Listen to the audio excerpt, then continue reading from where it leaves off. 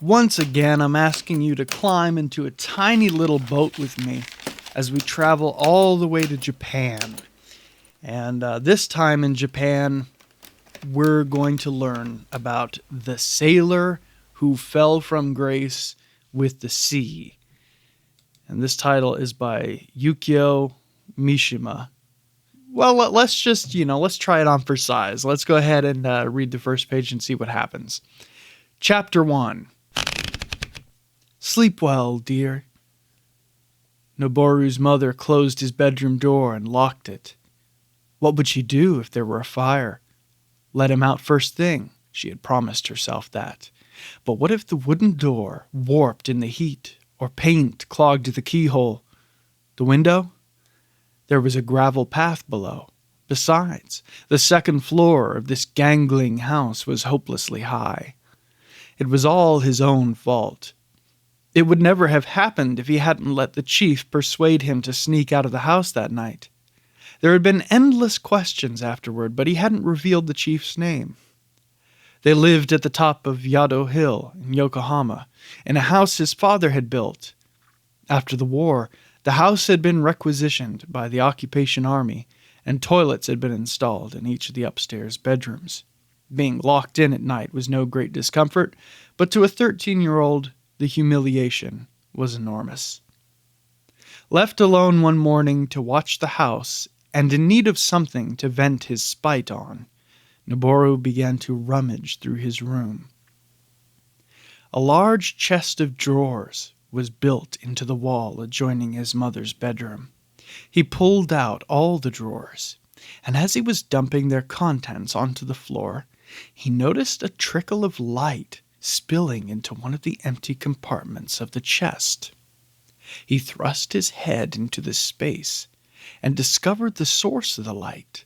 Strong summer sunlight was reflecting off the sea into his mother's empty bedroom. There was plenty of room in the chest. Even a grown-up might squeeze in up to his belly if he lay flat. Peering at his mother's bedroom through the peephole, Noboru sensed something new and fresh about it. The Sailor Who Fell from Grace with the Sea is a story of a young man and apparently some friends that he makes along the way, you might say. And he clearly has some developing issues with his parents, and particularly his mother. And I don't want to spoil really a whole lot of what this book is about, and I haven't read through it and finished it myself, but from what I understand, there is some quite upsetting things that happen involving some animals, and also some looking through the peephole into his mother's room that plays a huge part in the story later. And so we really get into the traumas of childhood, traumatic things that young people see, witness, and it changes them for the rest of their lives. We get into humiliation and sort of the strong sense of angst that tends to crop up around a certain age. So they say.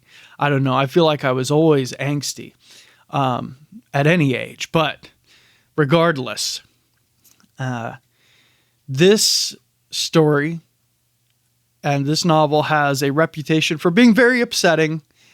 And I heard one reviewer compare this in a way to Fight Club, just in the sense that this involves sort of like someone teaching our main character how to be a man, maybe in a flawed way, something to that effect. I'm not sure if that's accurate. If anybody's read this and wants to talk about the elements of this story, I would invite it in the comments. I'd love to hear what you think.